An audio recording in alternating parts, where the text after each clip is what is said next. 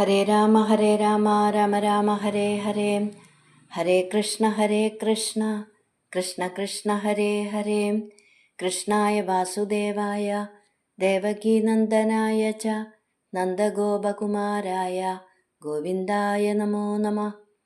എല്ലാ സജ്ജനങ്ങൾക്കും നമസ്കാരം. ഇന്ന് 62ാമത്തെ ദശകം നോക്കാം. ഗോവർദ്ധന പൂജ. ഒന്നാമത്തെ ശ്ലോകം. കദാചിത് ഗോപാലാൻ വിഹിതമഖസംഭാരവിഭവാൻ നിരീക്ഷ്യ ത്വം ശൗരേ മഖവമദമുദ്ധ്വംസിതുമനാഃ വിജാനന്നപ്യേതാൻ വിനയമൃദുനന്ദാദിപശുഭാനഭൃച്ഛ കോ വായം ജനകഭവതാമുദ്യമ ഇതി.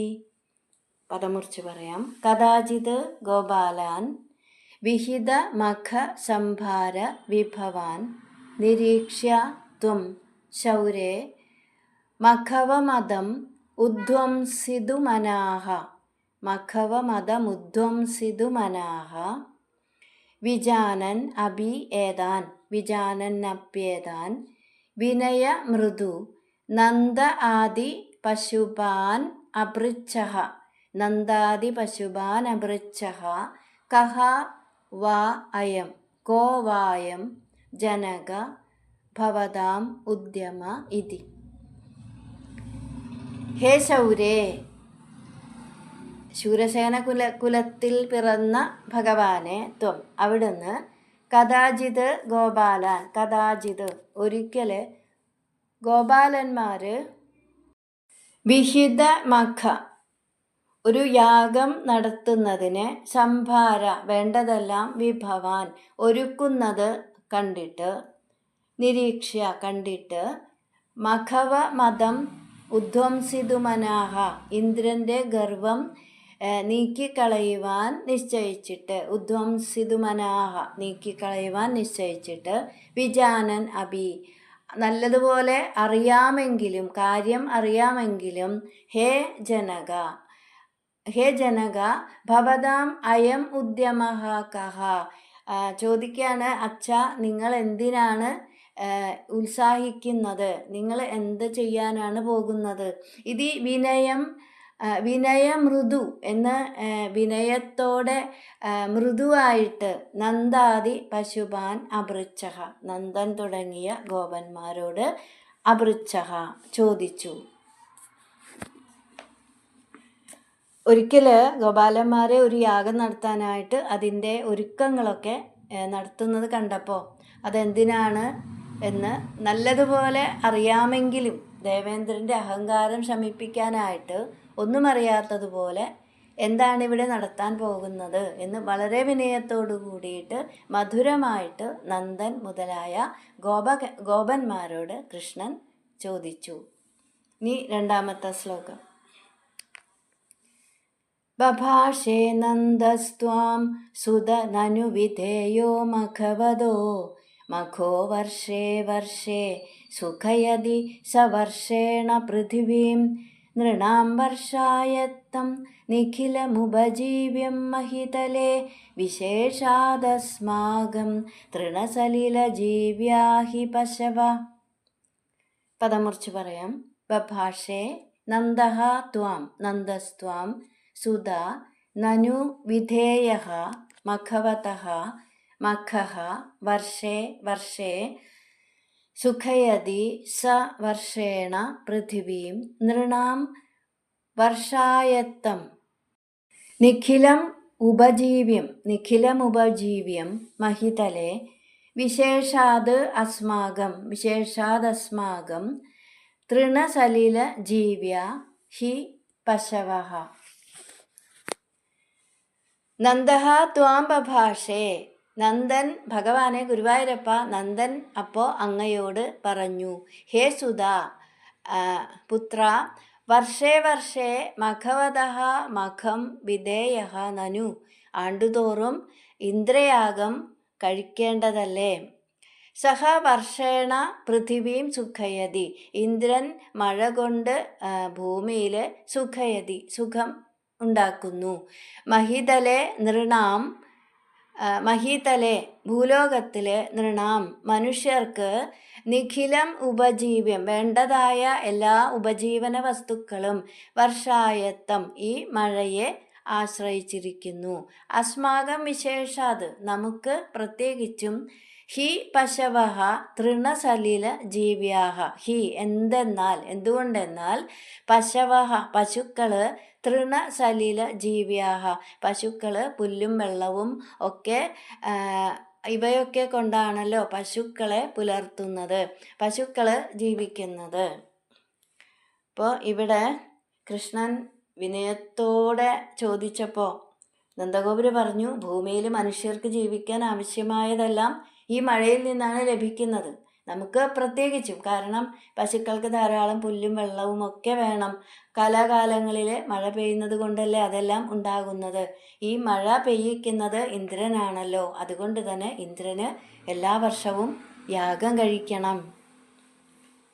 അടുത്ത ശ്ലോകം, മൂന്നാമത്തെ ശ്ലോകം. ഇതി ശ്രുത്വാ വാചം പിതുരൈ ഭവാനാഹ സരസം ധിഗേതന്നോ സത്യം മഖവജനിതാ വൃഷ്ടിരിതി യത് അദൃഷ്ടം ജീവാനാം സൃജതി ഖലു വൃഷ്ടിം സമുചിതാം മഹാരണ്യേ വൃക്ഷാഃ കിമിവ ബലമിന്ദ്രായ ദദതേ. പദമുറിച്ച് പറയാം.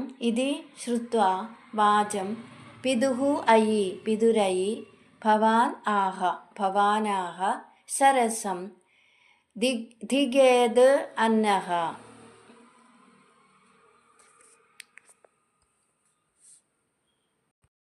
ധിക്ക് ഏതത് നഹ ധിഗേതന്നോ സത്യം മഖവ ജനിത വൃഷ്ടിഹി ഇതി വൃഷ്ടിരിതി യത് അദൃഷ്ടം ജീവാനാം സൃജതി ഖലു വൃഷ്ടിം സമുചിതാം മഹാരണ്യേ വൃക്ഷാഃ കിമിവ ബലിമിന്ദ്രായ ദദതേ.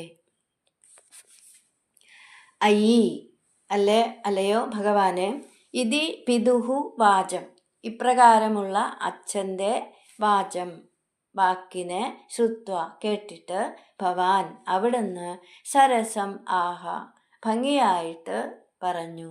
ധിക് കഷ്ടം മഖവജനിത വൃഷ്ടിഹി മഴ പെയ്യിക്കുന്നത് ഇന്ദ്രനാണെന്ന് ഇതി യത് ഏതത് എന്ന സത്യം എന്ന് പറയുന്നത്, മഴ പെയ്യിക്കുന്ന ഇന്ദ്രനാണെന്ന് പറയുന്നത് എന്ന സത്യമല്ല. ജീവാനാം അദൃഷ്ടം സമുചിതാം ജീവികളുടെ അദൃഷ്ടം പുണ്യമാണ്, സമുചിതാം വേണ്ട വിധത്തിൽ വൃഷ്ടിം സൃജതി ഖലു മഴ പെയ്യിക്കുന്നത്, വൃഷ്ടിം സൃജതി മഴ പെയ്യിക്കുന്നത് ഖലു തീർച്ച. മഹാരണ്യേ വലിയ കാടുകളിൽ വൃക്ഷാഹ അവിടെയുള്ള മരങ്ങൾ ഇന്ദ്രായ ബലിം കിമിവ ദദതേ ഇന്ദ്രന് എന്ത് ബലിയാണ് കൊടുക്കുന്നത്?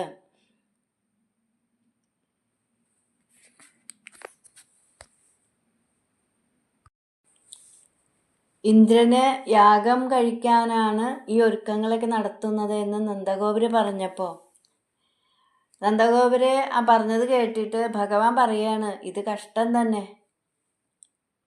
മഴ പെയ്യിക്കുന്നത് ഇന്ദ്രനാണെന്ന് എങ്ങനെ പറയാൻ സാധിക്കും? വലിയ വലിയ കാടുകളിൽ വലിയ വലിയ മരങ്ങളൊക്കെ വളർന്നു വലുതാവുന്നുണ്ട്, അവർക്കും വെള്ളം കിട്ടുന്നുണ്ട്. അപ്പോൾ ആ മരങ്ങൾ ഇന്ദ്രനെ ബലി കൊടുക്കുന്നുണ്ടോ? ഇല്ലല്ലോ. ആ മരങ്ങളൊന്നും ഇന്ദ്രന് ബലി കൊടുക്കുന്നില്ല. അപ്പോൾ ജീവികൾ ചെയ്യുന്ന പുണ്യത്തിൻ്റെ ഫലമായിട്ടാണ് വേണ്ട വിധത്തിൽ എല്ലായിടത്തും എല്ലാവർക്കും മഴ ലഭിക്കുന്നത്. ഇനി നാലാമത്തെ ശ്ലോകം. ഇദം താവസത്യം യദിഹ പശവോ നഃ കുലധനം തദാ ജീവ്യായാസൗ ബലിരചലഭർത്രേ സമുചിതഃ സുരേഭ്യോऽപ്യുത്കൃഷ്ട നനു ധരണി ദേവാക്ഷിതിതലേ തദസ്തേപ്യാരാധ്യ ഇതി ജഗതി ധത്വം നിജജനാൻ. പദമുറിച്ച് പറയാം. ഇദം താവത് സത്യം താവത് സത്യം യദിഹ പശവഃ നഃ കുലധനം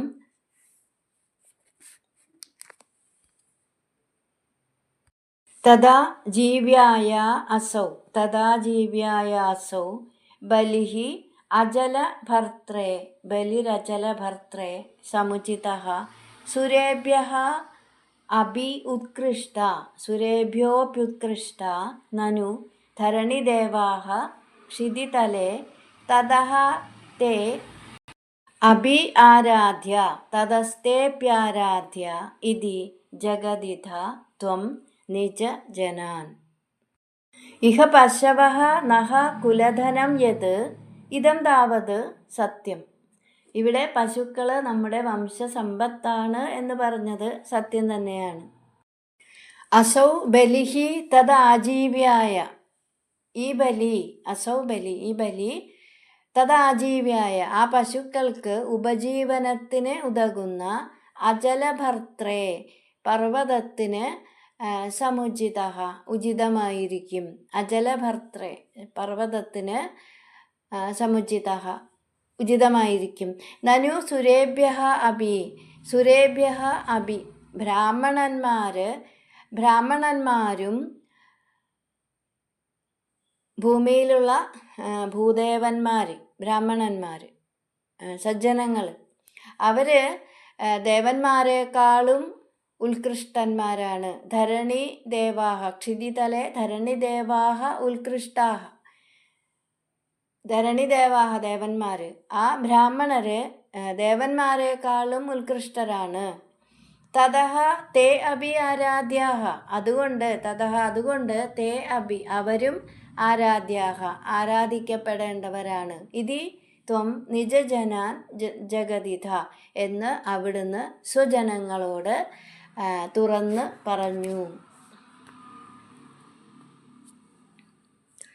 ഇഹ പശവഃ നഃ കുലധനം ഇതം സത്യം. ഇവിടെ പശുക്കൾ നമ്മുടെ കുലസമ്പത്താണ് എന്നത് സത്യം തന്നെയാണ്. ആ പശുക്കളുടെ ഉപജീവന മാർഗം ഈ ഗോവർദ്ധന പർവ്വതമാണ്. ധാരാളം പുല്ല് ഇവിടെ നിന്നാണ് കിട്ടുന്നത്. മാത്രമല്ല ദേവന്മാരെക്കാൾ ഉത്കൃഷ്ടരാണ് ബ്രാഹ്മണർ. അപ്പം അതുകൊണ്ട് അവരെയും പൂജിക്കേണ്ടതാണ്. സത്വം രജസ്തമൈതി സിത്യുത്പത്യന്തഹേതവേ രജസോത്പദ്യതേ വിശ്വമന്യോന്യം വിവിധം ജഗത്. ഭാഗവതം. സൃഷ്ടിസ്ഥിതി സംഹാരങ്ങൾക്ക് കാരണം സത്വരജസ്തമോ ഗുണങ്ങളുടെ സാമ്യാവസ്ഥയാണ്. രജോ ഗുണത്തിൻ്റെ പ്രഭാവ നിമിത്തമാണ് സ്ത്രീ പുരുഷന്മാർക്ക് തമ്മിൽ ചർച്ചയുണ്ടാകുന്നത്. ഈ ലോകം മുഴുവനും സ്ത്രീ പുരുഷ സംയോഗം കൊണ്ട് ഉണ്ടാകുന്നു. രജോ ഗുണത്തിൻ്റെ പ്രേരണ കൊണ്ട് തന്നെ മേഘങ്ങൾ വർഷിക്കുന്നതും രജോ ഗുണത്തിൻ്റെ പ്രേരണ കൊണ്ടാണ്. ആ മഴയിൽ ജനങ്ങൾ കൃഷി മുതലായവ ചെയ്ത് സമ്പാദിച്ച് ജീവിക്കുന്നു. അപ്പം അതുകൊണ്ട് മഴ പെയ്യുന്നതുമായിട്ട് ഇന്ദ്രന് യാതൊരു ബന്ധവും ഇല്ല. ഇന്ദ്രനാണ് മഴ പെയ്യിക്കുന്നതെങ്കിൽ, ഭഗവാൻ പറയാണ്, ഇന്ദ്രനാണ് മഴ പെയ്യിക്കുന്നതെങ്കിൽ ഇന്ദ്രനെ ആരാധിക്കാത്തവർക്ക് മഴ കിട്ടില്ല. ഇന്ദ്രനാണ് മഴ പെയ്യിക്കുന്നതെങ്കിൽ ഇന്ദ്രനെ ആരാധിക്കുന്നവർക്ക് മാത്രമാണ് മഴ കിട്ടുക. ഇവിടെ വേണ്ട ദിക്കിലും വേണ്ടാത്ത ദിക്കിലും ഒക്കെ ഒരുപോലെ മഴ പെയ്യുന്നുണ്ടല്ലോ. അപ്പോൾ ഇവിടെ മനുഷ്യബുദ്ധിയെ ഇളക്കി മറിക്കുന്നതിന് യുക്തിവാദത്തിനുള്ള കഴിവ് ഇവിടെ പ്രകടമാക്കുകയാണ്. ഇനി 5-ാമത്തെ ശ്ലോകം.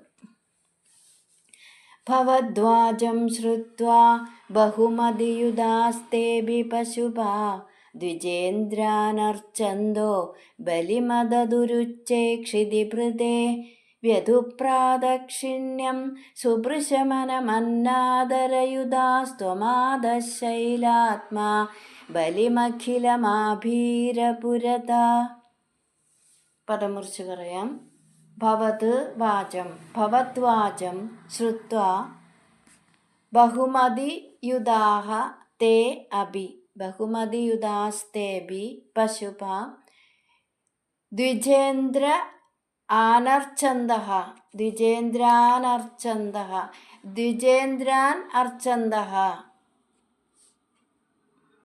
ആനർച്ചന്തഃ അല്ല, അർച്ചന്തഃ. ദ്വിജേന്ദ്രാൻ അർച്ചന്തഃ ബലിം അതദുഹു ഉച്ചൈഃ ബലിമദദുരുച്ചൈഃ ക്ഷിതിഭൃതേ വ്യധുഹു പ്രാദക്ഷിണ്യം സുഭൃശം അനമൻ ആദരയുതാഃ ത്വം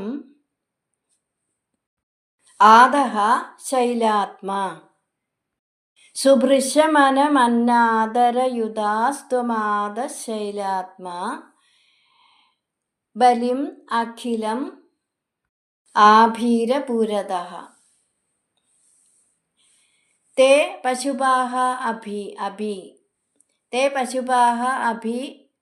ഭവദ്വാജം ആ ഇടയന്മാരാകട്ടെ പശുപാഃ അഭി ഇടയന്മാരാകട്ടെ ഭവദ്വാജം അങ്ങയുടെ വാചം വാക്കിനെ അഭിപ്രായത്തെ ശ്രുത്വ കേട്ടിട്ട് അറിഞ്ഞിട്ട് ബഹുമതിയുതാഹ കൂടുതൽ ആദരവോട് കൂടിയിട്ട് ദ്വിജേന്ദ്രാൻ അർച്ചന്തഃ ബ്രാഹ്മണരെ പൂജിച്ചിട്ട് ക്ഷിതിഭൃതേ ഉച്ചൈഹി ബലിം അതദുഹു പർവ്വതത്തിന് വമ്പിച്ച വലിയ ഒരു ബലി അതദുഹു കൊടുക്കുകയും ചെയ്തു. സുഭൃശം നല്ലതുപോലെ ആദരയുതാഹ ഏറ്റവും ആദരവോട് കൂടിയിട്ട് പ്രദക്ഷിണ്യം വ്യതുഹു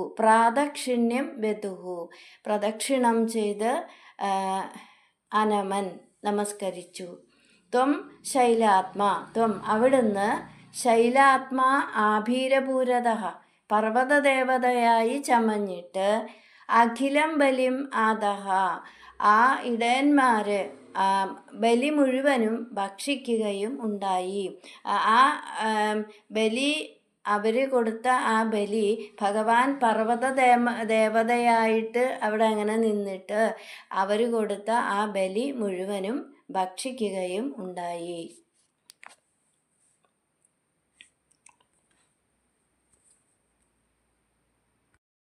ഇവിടെ പ്രാകൃതന്മാരായ ഇടയന്മാർക്ക് ഗോപാലന്മാർക്ക് വിശ്വാസം വർദ്ധിപ്പിക്കുന്നതിനായിട്ട് ഭഗവാൻ തന്നെ പർവ്വത ദേവതയായിട്ട് പ്രത്യക്ഷപ്പെട്ടു എന്ന് പറയാണ്. അപ്പോൾ ഇത്രയൊക്കെ പറഞ്ഞു കേട്ടപ്പോൾ ഗോപാലന്മാർക്ക് അത് തന്നെയാണ് ശരിയെന്ന് തോന്നി. അങ്ങനെ നന്ദഗോപുരം തുടങ്ങിയ ആ ഗോപന്മാരെ കൂടുതൽ ആദരവോടെ ബ്രാഹ്മണരെ പൂജിക്കുകയാണ്. ഗോവർദ്ധന പർവ്വതത്തിന് ബലി കൊടുക്കുകയും ചെയ്തിട്ട് ആദരവോട് കൂടിയിട്ട് പർവ്വതത്തെ പ്രദക്ഷിണം ചെയ്ത് നമസ്കരിച്ചു. ഭഗവാൻ പർവ്വത ദേവതയായി ചമഞ്ഞിട്ട് ഗോപാലന്മാർ കാണെ തന്നെ ബലി മുഴുവനും ഭക്ഷിച്ചു. കൃഷ്ണസ്ത്വന്യതമം രൂപം ഗോപവിശ്രംഭണം ഗത ശൈലോസ്മീതി ബ്രുവൻ ഭൂരി ബലിമാദത് ബൃഹദ്വഭൂ. ഭാഗവതം. ഗോവർദ്ധന പർവ്വതം ദൈവമാണ് എന്ന വിശ്വാസം ഗോപന്മാരിൽ ഉറപ്പിക്കാനായിട്ട് കൃഷ്ണൻ അന്യമായ ഒരു സ്വരൂപത്തെ സ്വീകരിച്ചിട്ട് ഞാൻ പർവ്വതമാകുന്നു എന്ന് പറഞ്ഞിട്ട് അവർ സമർപ്പിച്ച നൈവേദ്യങ്ങളെല്ലാം ഭക്ഷിച്ചു. ഇന്ദ്രൻ ഇതിനു മുമ്പ് ഇതുപോലെ വന്ന് നൈവേദ്യം ഭക്ഷിച്ചിട്ടില്ല. അപ്പോൾ അതുകൊണ്ട് കൃഷ്ണൻ്റെ ഉപദേശം അനുസരിച്ച് കാര്യങ്ങളൊക്കെ ചെയ്തത് അത് തന്നെ നന്നായി, അങ്ങനെ തന്നെയാണ് ചെയ്യേണ്ടത് എന്ന് ഗോപന്മാർക്ക് അപ്പോൾ തോന്നി. ഇനി 6ാമത്തെ ശ്ലോകം. അവോജശ്ചൈവം താൻ കിമിഹ വിദധം മേ നിഗദിതം ഗിരീന്ദ്രോ നന്വേഷ സ്വബലിമുപഭുങ്ക്തേ സ്വവപുഷാ അയം ഗോത്രോ ഗോത്രദ്വിഷിച കുപിതേ രക്ഷിതുമലം സമസ്താനിത്യുക്താ ജഘൃഷുരഖില ഗോകുലജുഷ. പദമുറിച്ച് പറയാം. അവോജഃ ച ഏവം അവോജശ്ചൈവം താൻ കിമിഹ വിദധം മേ നിഗദിതം ഗിരീന്ദ്രഃ നനു ഏഷ സ്വബലിം ഉപഭുങ്ക്തേ സ്വവപുഷാ അയം ഗോത്രഃ ഗോത്രദ്വിഷി ച കുപിതേ രക്ഷിതുമലം സമസ്താനി ഇതി ഉക്ത സമസ്താനീത്യുക്ത സമസ്താനി അല്ല സമസ്താൻ ഇതി ഉക്ത സമസ്താനിത്യുക്ത ജഹൃഷുരഖില ഗോകുലജുഷഃ. ഇഹ മേ ഗദിതം ഇവിടെ ഇപ്പോൾ മേഘതിതം ഞാൻ പറഞ്ഞത് വിദധം കിം അസത്യമാണോ? ഏഷ ഗിരീന്ദ്രഃ ഇതാ ഈ പർവ്വതം സ്വവപുഷ സ്വബലിം ഉപഭുങ്ക്തേ നനു. ഈ പർവ്വതം സ്വരൂപം പൂണ്ട് പ്രത്യക്ഷമായിട്ട് ബലി അനുഭവിക്കുന്നില്ലേ? ഉപഭുങ്ക്തേ നനു അനുഭവിക്കുന്നുണ്ടല്ലോ. ഗോത്രദ്വിഷി കുപിതേച്ച ഇനിയിപ്പോൾ ദേവേന്ദ്രൻ കോപിച്ചാലും അയം ഗോത്രഃ സമസ്താൻ രക്ഷിതും അലം. ഇനിയിപ്പോൾ ദേവേന്ദ്രൻ കോപിച്ചാലും ഈ പർവ്വതം അയം ഗോത്രഃ ഈ പർവ്വതം സമസ്താൻ രക്ഷിതും നമ്മളെല്ലാവരെയും രക്ഷിക്കുവാൻ അലം മതി. ഈ പർവ്വതം മതി, നമ്മളെല്ലാവരെയും രക്ഷിക്കുവാൻ ഈ പർവ്വതം മതി. ഇതി ഉക്താഹ അഖിലാഹ ഗോകുലജുഷഃ ഇപ്രകാരം പറഞ്ഞത് കേട്ടപ്പോൾ അഖിലാഹ ഗോകുലജുഷഃ ഗോകുലവാസികൾ മുഴുവനും ജഹൃഷുഹു സന്തോഷിച്ചു. എല്ലാം കഴിഞ്ഞപ്പോൾ ഭഗവാൻ പറയാണ്, ഇപ്പം എന്തായി? ഞാൻ പറഞ്ഞത് സത്യമായില്ലേ? ഇതാ ഈ പർവ്വതം പ്രത്യക്ഷമായിട്ട് തന്നെ നേരിട്ട് വന്ന് ബലി സ്വീകരിച്ചിരിക്കുകയാണ്. ഇനിയിപ്പോൾ ദേവേന്ദ്രൻ കോപിച്ചാലും പേടിക്കൊന്നും വേണ്ട, പേടിക്കാനൊന്നുമില്ല, നമ്മളെയെല്ലാം ഈ പർവ്വതം രക്ഷിച്ചോളും. ഇത് കേട്ടപ്പോൾ ദേവന്മാർക്ക് വലിയ സന്തോഷമായി. ഇനി 7ാമത്തെ ശ്ലോകം. പരിപ്രീതായാദാഃ ഖലു ഭവതുപേദാ വ്രജജുഷോ വ്രജം യാവത്താവൻ നിജമഖവിഭംഗം നിശമയൻ ഭവന്തം ജാനന്യപ്യതിഗർജസാക്രാന്തഹൃദയോ നസേഹേ ദേവേന്ദ്രസ്തുതുപരചിതാത്മോന്നതിരഭി. പദമുറിച്ച് പറയാം. പരിപ്രീതാ യാദാഃ ഖലു ഭവതുപേദ വ്രജജുഷഃ വ്രജം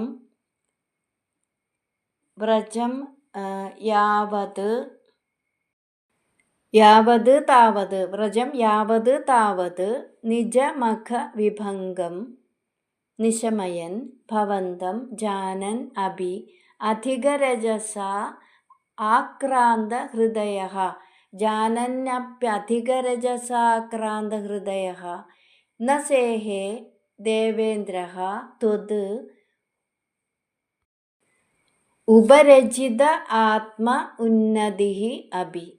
ദേവേന്ദ്രസ്ത്വദുപരജിതാത്മോന്നതിരഭി.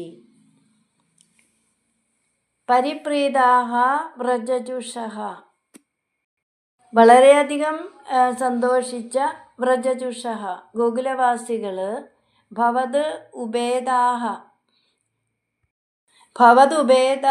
യാവത് വ്രജം യാദാഃ ഭഗവാനോട് കൂടിയിട്ട് എപ്പോഴാണോ ആ ഗോകുലവാസികൾ വ്രജത്തിലേക്ക് മടങ്ങിയെത്തിയത് താവത് ഖലു അപ്പോൾ തന്നെ ദേവേന്ദ്രൻ നിജമഖ വിഭംഗം തനിക്ക് വേണ്ടിയിട്ടുള്ള ആ യാഗം വിഭംഗം മുടക്കിയതായിട്ട് നിശമയൻ അറിഞ്ഞിട്ട് ഭവന്തം ജാനൻ അഭി ഭഗവാനെക്കുറിച്ച് നല്ലതുപോലെ അറിയുന്നവനായിട്ടും ത്വത് ഉപരചിത ആത്മ ഉന്നതിഃ അഭി ആ ഉയർന്ന പദവികൾ ദേവേന്ദ്രൻ്റെ കൈവശമുള്ള ആ ഉയർന്ന പദവികളൊക്കെ ഭഗവാൻ കൽപ്പിച്ച് നൽകിയതാണ് എന്ന് അറിഞ്ഞിട്ടും അധിക രജോ ഗുണത്തിൻ്റെ ആധിക്യം മൂലമുണ്ടായ ആക്രാന്ത ഹൃദയ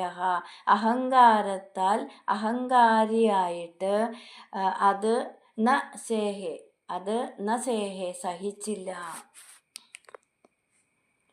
ഇവിടെ തികച്ചും സംതൃപ്തരായ ഗോകുലവാസികൾ അമ്പാടിയിലേക്ക് മടങ്ങിയെത്തിയപ്പോൾ തന്നെ യാഗം മുടങ്ങിയതായി ദേവേന്ദ്രൻ അറിഞ്ഞു. അപ്പം ഇന്ദ്രന് ഭഗവാന്റെ മഹത്വത്തെക്കുറിച്ച് നല്ല നിശ്ചയമുണ്ട്. അതുമാത്രമല്ല, ഇന്ദ്രൻ എന്ന ഈ ഉയർന്ന പദവി തനിക്ക് കൽപ്പിച്ചു തന്നത് കൃഷ്ണനാണെന്നും നല്ലതുപോലെ അറിയാം. അപ്പോൾ അങ്ങനെയൊക്കെ ആണെങ്കിലും ഇവിടെ മേൽപ്പത്തൂർ പറയാണ്, രജോ ഗുണത്തിൻ്റെ ആധിക്യം കൊണ്ട് ഉണ്ടായ അഹങ്കാരം കൊണ്ട് ആ യാഗം മുടക്കിയത് ഇന്ദ്രന് സഹിക്കാൻ കഴിഞ്ഞില്ല. സത്വരജസ്തമോ ഗുണങ്ങളിൽ രജോ ഗുണം വർദ്ധിക്കുമ്പോഴാണ് അമിതമായ ആഗ്രഹങ്ങൾ ഉണ്ടാകുന്നത്. കാമാത് ക്രോധോഭിജായതേ കാമത്തിൽ നിന്നും ക്രോധമുണ്ടാകുന്നു. ക്രോധാത് ഭവതി സമ്മോഹ സ്മൃതിവിഭ്രമ സ്മൃതിഭ്രംശാത് ബുദ്ധിനാശാത് പ്രണശ്യതി. ഭഗവത്ഗീത.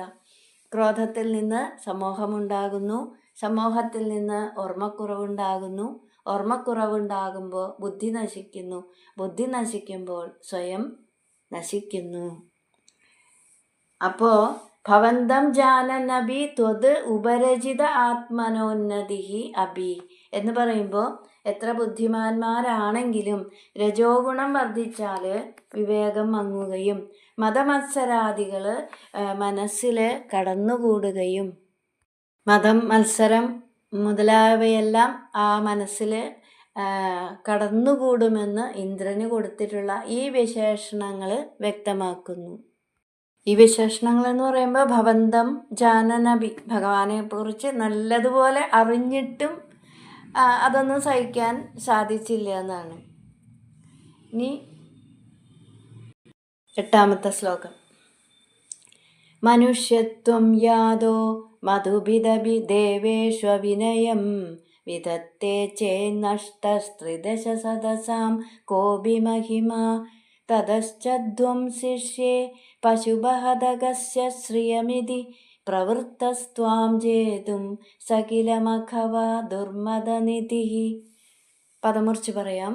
മനുഷ്യത്വം യാതഃ മധുഭിത് അഭി ദേവേഷു അവിനയം വിധത്തെ ചേത് നഷ്ടസ്ത്രിദശ സദസാം ചേന്നഷ്ടസ്ത്രിദശ സദസാം കോപി കഹ അഭി കോപി മഹിമാ തതഃ ച തതശ്ച ധ്വംസിഷ്യേ പശുബഹദഗസ്യ ശ്രിയമിതി പ്രവൃത്തസ്ത്വാം ജേതും സ കില മഖവ ദുർമദ നിധിഃ. മനുഷ്യത്വം യാതഃ മധുഭിത് അഭി, മനുഷ്യജന്മമെടുത്ത മധുഭിത് വിഷ്ണുവും ദേവന്മാരോട് ദേവേഷു അവിനയം വിധത്തെ ചെയ്ത് അനാദരവ് കാണിക്കുന്നുണ്ടെങ്കിൽ ത്രിദശ സദസാം കോപി മഹിമ നഷ്ട, ദേവന്മാർക്ക് പൊതുവിലുള്ള മാഹാത്മ്യം നശിച്ചു. തതഃ ച, അതുകൊണ്ട് തന്നെ പശുബഹദഗസ്യ, തെമ്മാടിയായ ഈ ഗോപാലൻ്റെ ശ്രിയം ധ്വംസിഷ്യേ, സർവസ്വവും ഞാൻ ഇല്ലാതാക്കുന്നുണ്ട്. ദുർമദനിധി സഹ മഖവ ഇതി, എന്നിങ്ങനെ സ്വയം മതിമറന്ന് എന്ന് പറയുമ്പോൾ ബുദ്ധി നശിച്ചത് കൊണ്ടാണത്രേ. ദുർമദനിധി കില, ബുദ്ധി നശിച്ചത് കൊണ്ടാണത്രേ ത്വാം ജേതും പ്രവൃത്തഃ, അങ്ങയെ ജയിക്കാൻ ഒരുങ്ങി പുറപ്പെട്ടത്. അപ്പം ഇവിടെ മനുഷ്യജന്മം എടുത്ത വിഷ്ണുവാണെങ്കിലും ദേവന്മാരോട് അനാദരവ് കാണിക്കുകയാണെങ്കിൽ ദേവന്മാർക്ക് നിലവിലുള്ള മാഹാത്മ്യം നശിച്ചു എന്നാണ് അർത്ഥം. ഇത് ഇന്ദ്രൻ്റെ ചിന്താഗതിയാണ്. അപ്പം അതുകൊണ്ട് ഈ അനാദരവിന് പകരം തെമ്മാടിയായ ഈ ഗോപാലൻ്റെ സർവസ്വവും ഞാൻ നശിപ്പിക്കുന്നുണ്ട് എന്നിങ്ങനെ സ്വയം മറന്ന് അഹങ്കാരിയായ ഇന്ദ്രൻ ഭഗവാനെ ഗുരുവായൂരപ്പ അങ്ങയുടെ മുന്നിൽ ജയിക്കാനായിട്ട്, അങ്ങയുടെ അടുത്ത് വന്ന് ജയിക്കാനായിട്ട് ഒരുങ്ങി പുറപ്പെട്ടു. ഇനി 9ാമത്തെ ശ്ലോകം. ത്വദാവാസം ഹന്തും പ്രളയജലദാനംബരഭുവി പ്രഹിണ്വൻ ബിഭ്രാണ കുലിശമയമഭ്രേ ഭഗമനഃ പ്രദസ്തേന്യൈരന്തർദഹനമരുദാദ്യർവിഹസിതോ ഭവന്മായാനൈവ ത്രിഭുവനപദേ മോഹയധികം. പദമുറിച്ച് പറയാം. ത്വത് ആവാസം ഹന്തും പ്രളയജലദാൻ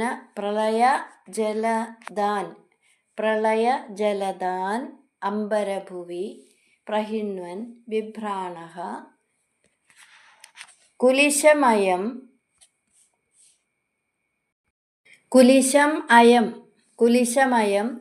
അഭ്രേഭഗമനഃ അഭ്രേഭഗമനഃ പ്രദസ്തേ അന്യൈഃ ദഹനമരുത് ദഹനമരുദാദ്യൈഃ വികസിതഃ ഭവന്മായാ നൈവ ത്രിഭുവനപദേ മോഹയതി കം. അയം ത്വത് ആവാസം ഹന്തും. അയം എന്ന് പറയുമ്പോൾ ഇന്ദ്രൻ. ത്വത് ആവാസം ഭഗവാനെ അവിടുന്ന് വസിക്കുന്ന ആ ഗോകുലത്തെ, അവിടുന്ന് വസിക്കുന്ന സ്ഥലത്തെ എന്ന് പറയുമ്പോൾ ഗോകുലത്തെ ഹന്തും നശിപ്പിക്കാനായിട്ട് പ്രളയ ജലദാൻ പ്രളയമേഘങ്ങളെ അംബരഭുവി ആകാശത്ത് പ്രഹിണ്വൻ നിയോഗിച്ച് അയച്ചിട്ട് കുലിശം ബിഭ്രാണഃ വജ്രായുധം ധരിച്ചുകൊണ്ട്, കുലിശം വജ്രായുധം ബിഭ്രാണഃ ധരിച്ചുകൊണ്ട് അഭ്രേഭഗമനഃ ഐരാവതത്തിൻ്റെ പുറത്ത് കയറിയിട്ട് അന്യേഹി ദഹന മരുത് ആദ്യേഹി മറ്റുള്ള അഗ്നി വായു തുടങ്ങിയ ദിക്പാലന്മാർ അന്തഃ വിഹസിതഃ പ്രദസ്തേ ഉള്ളുകൊണ്ട് ചിരിച്ച് പരിഹസിക്കുന്ന വിധത്തിൽ പ്രദസ്തേ പുറപ്പെട്ടു. ഹേ ത്രിഭുവനപദേ അല്ലയോ മൂന്ന് ലോകത്തിനും നാഥനായ ഗുരുവായൂരപ്പ, ഭവന്മായ അങ്ങയുടെ മായ കം ഏവ ന മോഹയതി ആരെയാണ് മോഹിപ്പിക്കാത്തത്. അപ്പം ഇവിടെ ഇന്ദ്രൻ ഗോകുലത്തെ നശിപ്പിക്കാനായിട്ട് പ്രളയ കാലത്തെ ഉണ്ടാക്കി തീർക്കുന്ന മേഘസമൂഹത്തെ അവിടേക്ക് അയക്കുകയാണ്. ഉണ്ടാക്കി തീർക്കുന്ന മേഘസമൂഹം എന്ന് പറയുമ്പോൾ അവിടെ ഒരു പ്രളയം സൃഷ്ടിക്കാൻ പുറപ്പെടുകയാണ്. പിന്നീട് വജ്രായുധം ധരിച്ചുകൊണ്ട് ഐരാവതത്തിൻ്റെ പുറത്ത് കയറിയിട്ട് അങ്ങനെ ഐരാവതത്തിൻ്റെ പുറത്ത് കയറിയപ്പോൾ അത് കണ്ട അഗ്നി വായു തുടങ്ങിയ മറ്റു ദേവന്മാർ ഉള്ളുകൊണ്ട് പരിഹസിച്ചുകൊണ്ട് കൂടെ പുറപ്പെട്ടു എന്നാണ്. അഹോ ശ്രീമദമാഹാത്മ്യം ഗോപാനാം കാനനൗകസാം കൃഷ്ണം മർത്യമുപാശ്രിത്യ യേ ചക്രുർ ദേവഹേളനം. ഭാഗവതം. ഇവിടെ ഇന്ദ്രൻ മേഘങ്ങളോട് പറയാണ്, ഇരിക്കാൻ നല്ലൊരു വീട് പോലും ഇവർക്കില്ല, കാട്ടിലാണ് വാസം.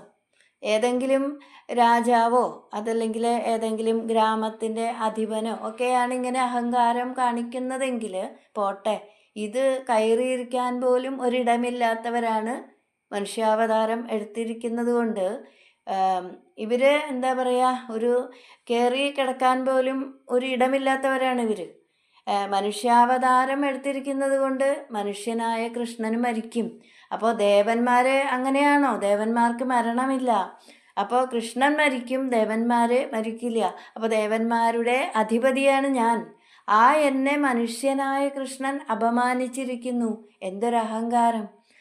അപ്പോൾ ഇവിടെ മേൽപ്പത്തൂർ പറയാണ്, ഹേ ത്രിഭുവനപദേ ഭവന്മായ കമേവ ന മോഹയന്തി. മൂന്ന് ലോകത്തിന് നാഥനായ ഗുരുവായൂരപ്പ, അങ്ങയുടെ മായ ആരെയാണ് മോഹിപ്പിക്കാത്തത്? ഇന്ദ്രനെ പോലും മോഹിപ്പിച്ചിരിക്കുന്നു. ഇനി 10ാമത്തെ ശ്ലോകം. സുരേന്ദ്രക്രുദ്ധശ്ചേത് ദ്വിജകരുണയാ ശൈലകൃപയാപ്യനാദംഗോസ്മാകം നിയത ഇതി വിശ്വാസ്യ പശുപാൻ അഹോ കിന്നായാദോ ഗിരിഭിദിതി സഞ്ചിന്യ നിവസൻ മരുഗേഹാദീശ പ്രണുത മുരവൈരിൻ മമഗതാൻ. പദമുറിച്ച് പറയാം. സുരേന്ദ്രഃ ക്രുദ്ധഃ ചേത് ദ്വിജകരുണയാ ശൈലകൃപയാ അഭി അനാദംഗഃ അസ്മാകം ശൈലകൃപയാപ്യനാദംഗോ അസ്മാകം നിയത ഇതി വിശ്വാസ്യ പശുപാൻ അഹോ കിം ന ആയാദഃ ഗിരിഭിഃ ഇതി ഗിരിഭിഃ